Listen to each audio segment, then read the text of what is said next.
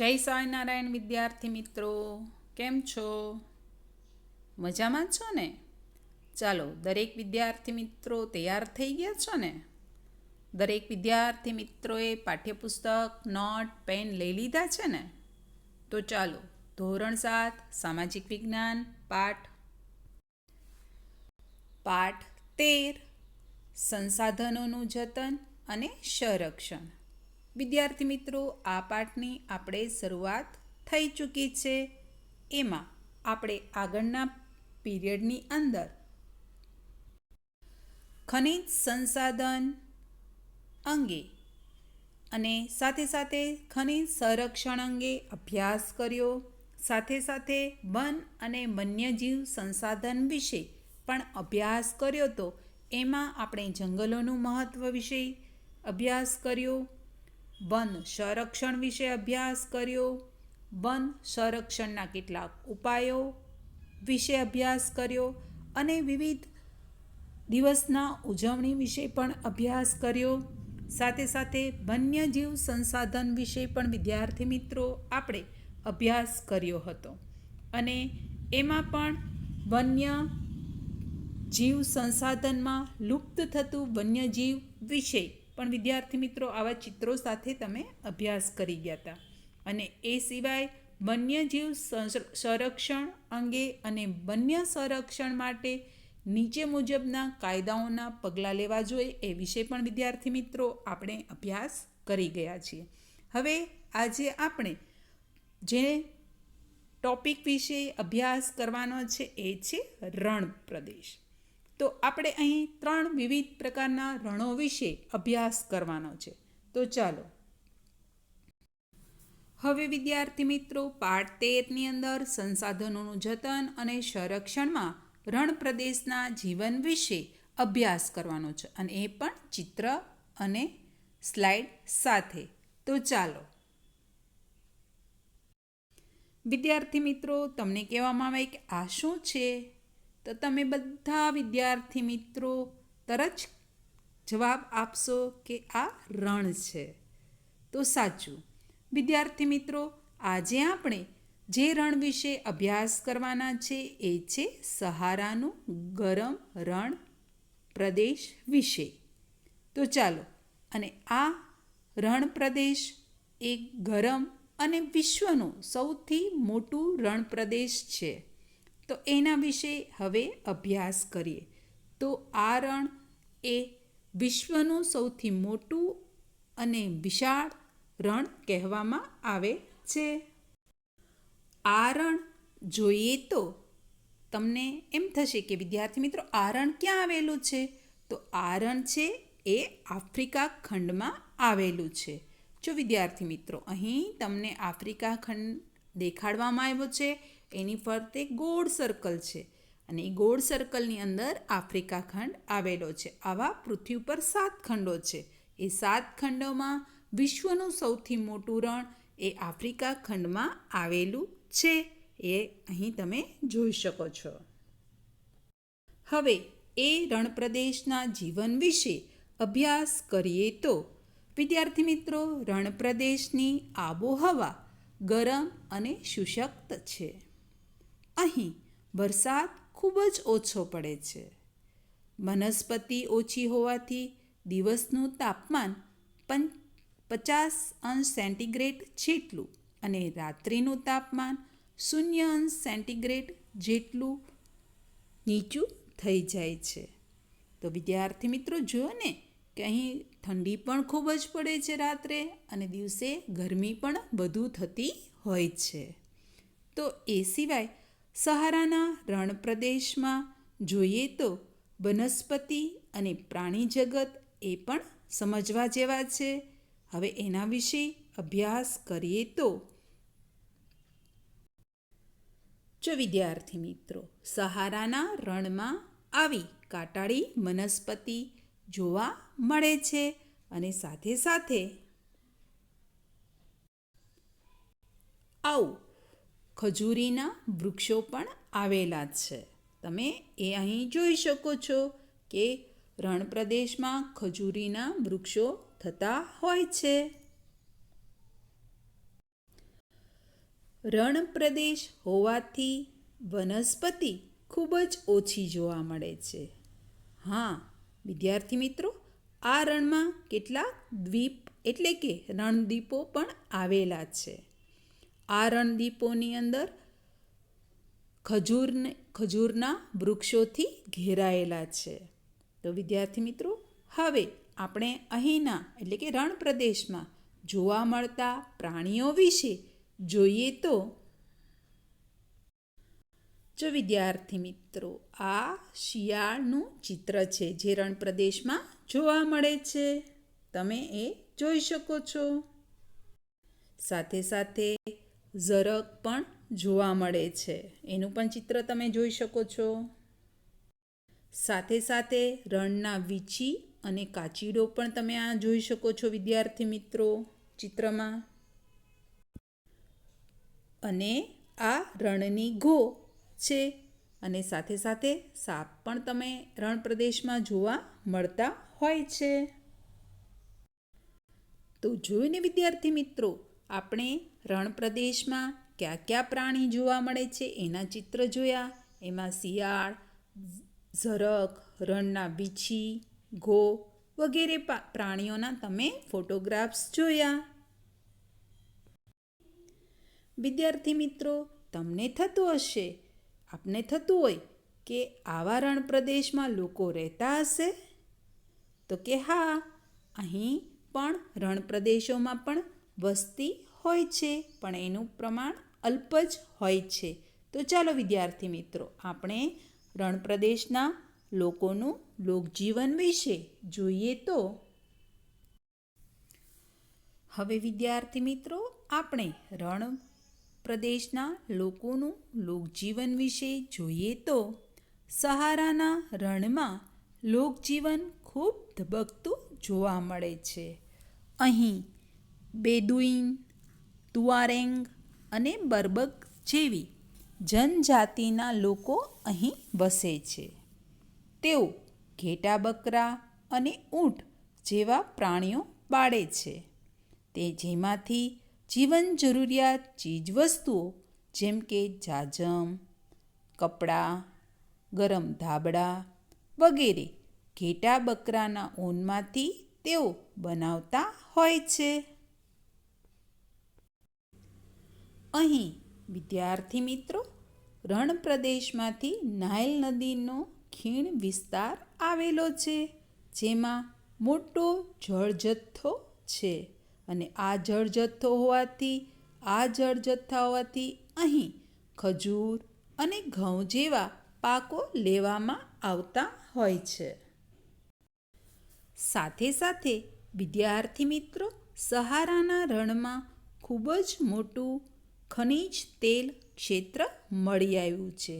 આ ક્ષેત્રમાંથી લોખંડ, ફોસ્ફરસ, મેંગેનીઝ અને યુરેનિયમ જેવી ખનિજો પણ મળી આવે છે. ખનિજોનું ઉત્પાદન વધુ પ્રમાણમાં થતું હોવાથી કેટલાક પ્રદેશના લોકજીવનમાં ખૂબ મોટા ફેરફાર થવા લાગ્યા છે.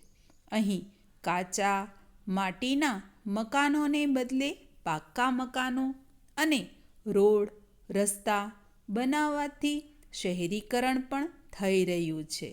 વળી વિદેશોમાંથી પણ તેલ ક્ષેત્રમાં રોજગારી મેળવવા માટે લોકો અહીં આવવા લાગ્યા છે.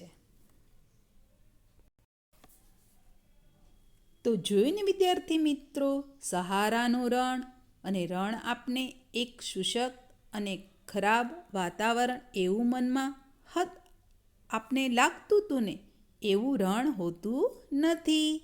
પણ રણમાં પણ લોકજીવન ધબકે છે અને અહીંના લોકો ત્યાં પણ પોતાનું જીવન ગુજારતા હોય છે. આ વાત થઈ, અથવા વિદ્યાર્થી મિત્રો, આ રણની વાત થઈ, એ હતું સહારાનું રણ વિશે. તો હવે આપણે બીજા રણ વિશે અભ્યાસ કરીએ. તો ચાલો.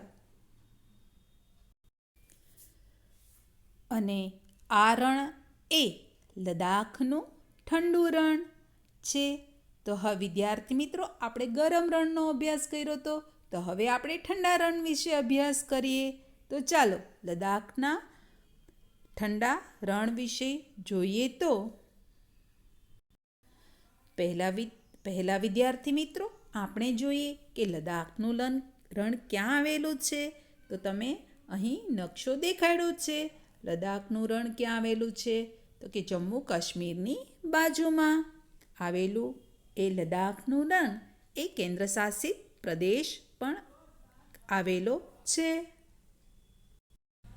તો લદ્દાખના રણ વિશે અભ્યાસ કરીએ તો ભારતની ઉત્તરે લદ્દાખનો કેન્દ્રશાસિત પ્રદેશ આવેલો છે. હમણાં તમે નકશામાં જોયું ને આગળ એ. અને આ પ્રદેશ એટલે ભારતનું ઠંડુ રણ જે કારાકોરમ અને ઝાકસર પર્વત શ્રેણીની વચ્ચે આવેલું છે. આ ક્ષેત્રની મુખ્ય નદી સિંધુ છે. આ ખૂબ ઊંચાઈ પટ પર હોવાથી હવા ખૂબ જ પાતળી છે અને આબોહવા ઠંડી અને શુષ્ક છે. અહીં ઉનાળામાં 0°C અને જ્યારે રાત્રે -30°C જેટલું તાપમાન નીચે ઉતરી જાય છે. વરસાદનું પ્રમાણ પણ ખૂબ જ અહીં ઓછું છે. હવે વિદ્યાર્થી મિત્રો આપણે આ રણ પ્રદેશની વનસ્પતિ અને પ્રાણી જીવન વિશે વાત કરીએ તો લદ્દાખનું ઠંડુ રણ શુષ્ક આબોહવા અથવા વાતાવરણ ધરાવતું હોવાથી ત્યાં વનસ્પતિ ખૂબ જ ઓછા પ્રમાણમાં છે.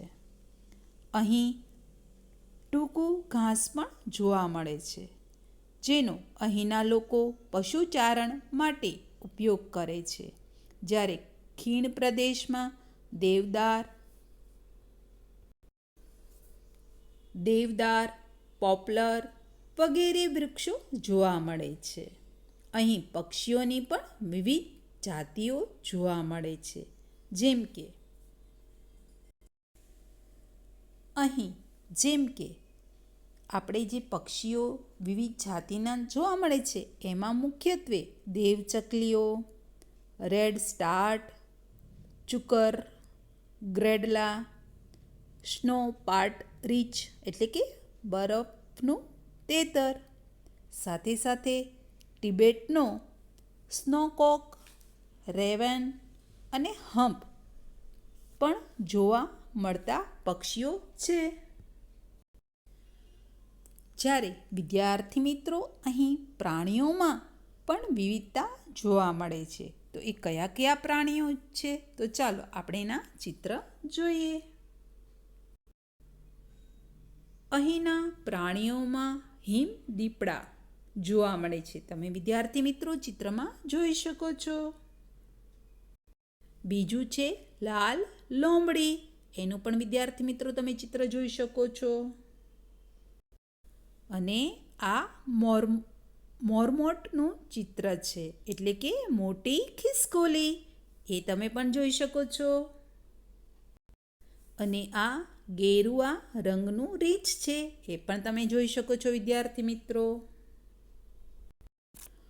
અહીં હિમાલયમાં તાહર પણ જોવા મળે છે. અહીંના લોકો દૂધ અને માંસ મેળવવા માટે જંગલી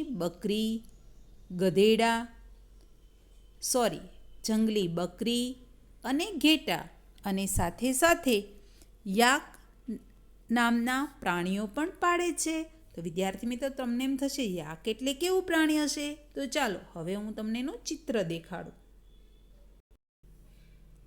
જો વિદ્યાર્થી મિત્રો આ યાક નામનું પ્રાણી છે. યાકના દૂધમાંથી અહીંના લોકો પનીર પણ બનાવે છે. તો જોયું ને કે જ્યારે તમે જોયું કે એ લોકો આ ઘેટાં, પછી સાથે સાથે બીજું તો કે બકરા એટલે કે જંગલી બકરી અને યાક જેવા પ્રાણીઓ પાળતા હોય છે. અને તેઓ ઘેટાં અને બકરા તથા યાકના ઊનમાંથી તેઓ ગરમ કપડાં પણ બનાવતા હોય છે. જોયું ને મેં તમને કીધું અહીંના લોકો છે દૂધ અને માંસ મેળવવા માટે જંગલી બકરી, ઘેટાં અને યાક પ્રાણીઓ પાળતા હોય છે. તો હવે વિદ્યાર્થી મિત્રો, આપણને એમ થશે કે લદ્દાખના લોકોનું લોકજીવન કેવું હશે? તો ચાલો આપણે હવે એના લોકજીવન વિશે અભ્યાસ કરીએ. તો લદ્દાખનું લોકજીવન ખૂબ જ વૈવિધ્યસભર છે. અહીંના પહાડી પ્રદેશ હોવાથી કુદરતી સૌંદર્ય ખૂબ જ જોવા મળે છે. અહીંની સંસ્કૃતિ પણ જોવા લાયક છે. અહીં મોટે ભાગે ઇન્ડો આર્યન, તિબેટિયન, લદ્દાખી પ્રજાતિઓના લોકો વસે છે. અહીંના લોકો મોટે ભાગે બૌદ્ધ ધર્મ પાળે છે. વિદ્યાર્થી મિત્રો, અહીં ઘણા બધા બૌદ્ધ મઠો પણ આવેલા છે, જેમાં હેમિસ,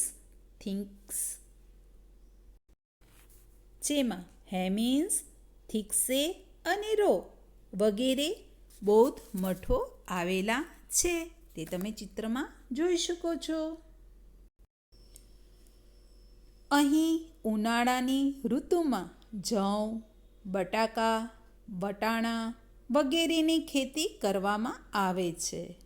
મહિલાઓ પણ ઘરકામ સાથે નાના વ્યવસાયો જેવા કે દુકાન કરવી, ગરમ કપડાં વણવું વગેરે કામ કરતી હોય છે. અહીંના તિબેટિયન સંસ્કૃતિનો બહોળો ફેલાવો થયેલો છે, જેને કારણે આને નાના તિબેટ તરીકે પણ ઓળખવામાં આવે છે. તમે અહીં તિબેટિયન સંસ્કૃતિનું ચિત્ર નિહાળી શકો છો. અહીંના લોકો સાદું અને સરળ જીવન જીવે છે. પ્રવાસન ઉદ્યોગમાંથી અહીંના લોકો રોજગારી પણ મેળવે છે. અહીંના ઘાસના મેદાનો અને હિમ નદીઓ આ ખૂબ જોવાલાયક છે. તમે અહીં ચિત્રમાં એ જોઈ શકો છો. વિદ્યાર્થી મિત્રો, અહીંના લોકોના ઉત્સવો અને ધાર્મિક અનુષ્ઠાનો જોવાનો એક લહાવો પણ છે. આમ લદ્દાખનું જીવન જોવું એક અદ્ભુત લહાવો પણ ગણાવી શકાય છે. હવે વિદ્યાર્થી મિત્રો, આપણે લદ્દાખનું મુખ્ય શહેર વિશે જોઈએ તો એ છે લેહ, જેને લદ્દાખનું મુખ્ય શહેર ગણવામાં આવે છે, જે હવાઈ અને જમીન માર્ગે જોડાયેલું છે. ત્યાંથી રાષ્ટ્રીય ધોરીમાર્ગ નંબર 1A પસાર થાય છે. આધુનિકરણમાં પણ અસર અહીં જોવા મળે છે. લોકો પ્રકૃતિ સાથે કદમ મિલાવીને સાથે સાથે આજની નવી રીતભાતો પણ અપનાવતા થયા છે અને પોતાનું જીવન વ્યતીત કરે છે. તો વિદ્યાર્થી મિત્રો, આ વાત થઈ આપણે ઠંડા રણ વિશે, એટલે કે ઠંડુ રણ એટલે લદ્દાખના રણ વિશે આપણે વિદ્યાર્થી મિત્રો અભ્યાસ કર્યો. હવે વિદ્યાર્થી મિત્રો, આપણે જે રણની વાત કરવાના છે એ રણ આપણા ગુજરાતમાં આવેલું છે. તમને ખબર છે એ રણ કયું? તમે ચિત્રમાં જોઈ લીધું ને કે આ રણ છે એ છે કચ્છનું રણ. તો ચાલો વિદ્યાર્થી મિત્રો, હવે આપણે કચ્છના રણ વિશે અભ્યાસ કરીએ. કચ્છનું રણ ગુજરાત રાજ્યની ઉત્તર પશ્ચિમ સરહદે આવેલું કચ્છનું રણ છે. કચ્છના રણને 2 ભાગમાં વહેંચવામાં આવે છે. એક નાનું રણ અને બીજું મોટું રણ. અહીં ખંડીય છાજલી ઊંચકાવાને કારણે આ રણ પ્રદેશ બન્યો હોય છે એવું જાણવા મળે છે. કચ્છનું રણ એ થરના રણનો એક ભાગ પણ છે. વિદ્યાર્થી મિત્રો, આ રણ રણની એક વિશેષતા પણ છે. તમને બધાને ખબર છે આ રણની શું વિશેષતા છે? તો કે આ રણ એ એક સફેદ રણ છે અથવા ખારોપાટ વિસ્તાર છે. તમે આગળના ધોરણમાં થોડું ઘણું ભણ્યા હશો, એમાં ગુજરાતના રણ વિશે વાત આવી હશે, તો તમને ખ્યાલ હશે કે ગુજરાતનું રણ પ્રદેશની વિશેષતા એ છે કે ખારોપાટ વિસ્તાર છે, એટલે કે તમે એની જમીન ઉપર સફેદ જ જોવા મળતું હોય છે, એટલે એને સફેદ રણ પણ કહેવામાં આવે છે. અહીંની આબોહવા ગરમ અને સૂકી છે. કચ્છના રણમાં બન્ની વિસ્તાર આવેલો છે. અહીં વિવિધ પ્રકારની વનસ્પતિ અને પ્રાણીઓ જોવા મળે છે. ઘાસ અને કાંટાળા ઝાખરાઓ પણ જોવા મળે છે.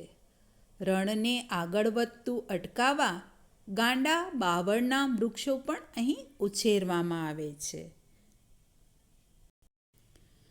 કચ્છના મોટા રણમાં ગુજરાતનું એટલે કે આપણા રાજ્યનું રાજ્ય પક્ષી સુરખાબ, જેને ફ્લેમિંગો તરીકે ઓળખીએ છીએ, તે કચ્છના રણમાં જોવા મળે છે. આની સાથે સાથે બીજા લાવરી, તમે એનું ચિત્ર જોઈ શકો છો. આ છે ઘોરાડ, આ છે કુંજ અને આ છે સારસ વગેરે પક્ષીઓ અહીં કચ્છના રણમાં જોવા મળે છે. જો વિદ્યાર્થી મિત્રો, આ ઘોરાડ પક્ષી છે. હવે એની જાતિ છે એ લુપ્ત થવાને આરે છે. વધારે ઘોરાડ પક્ષીઓ જોવા મળતા નથી.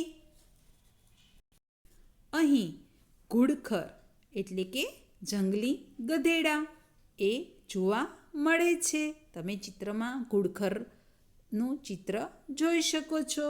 એ સિવાય વિદ્યાર્થી મિત્રો, નીલગાય, સોનેરી શિયાળ, હેણોતરો, નાર, ઝરખ, ચિકારા, કાળિયાર વગેરે પ્રાણીઓ પણ અહીં જોવા મળતા હોય છે. હવે વિદ્યાર્થી મિત્રો, આપણે કચ્છના લોકજીવન વિશે જોઈએ તો કચ્છનું લોકજીવન પણ વૈવિધ્યસભર છે.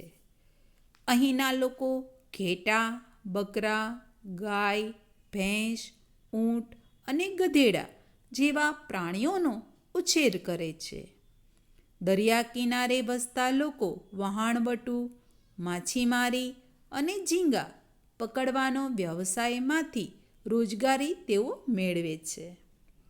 વિશિષ્ટ આબોહવા હોવાથી અહીં દાડમ, નાળિયેર, ખારેક અને હા, તમને ખૂબ ભાવે છે એવી કચ્છી કેસર કેરી પણ અહીં લેવાના મુખ્ય પાકોમાં આવે છે.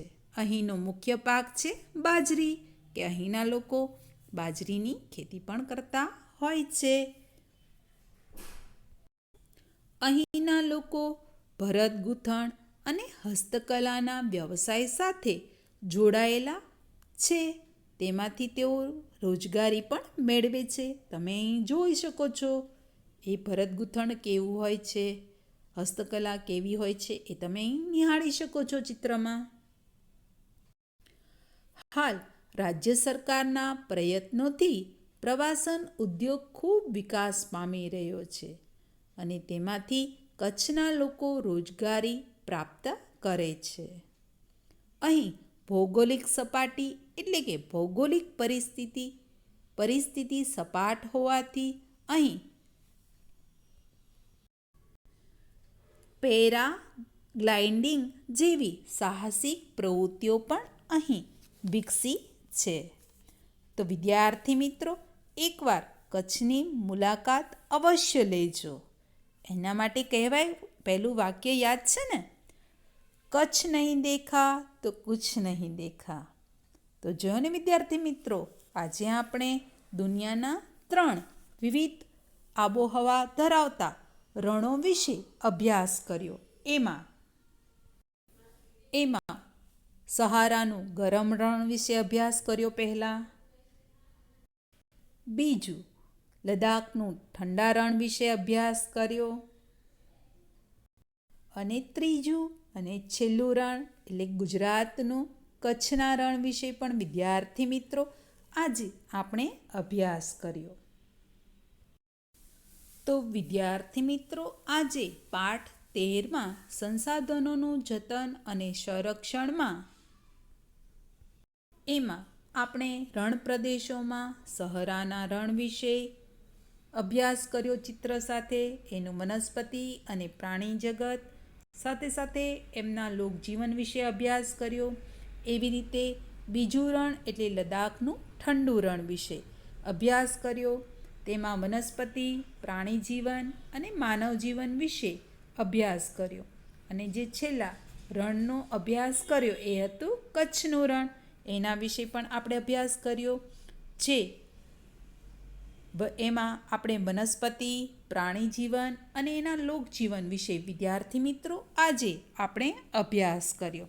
તો વિદ્યાર્થી મિત્રો, આપણે પાઠ 13 અહીં પૂરો થાય છે. જય સ્વામિનારાયણ વિદ્યાર્થી મિત્રો.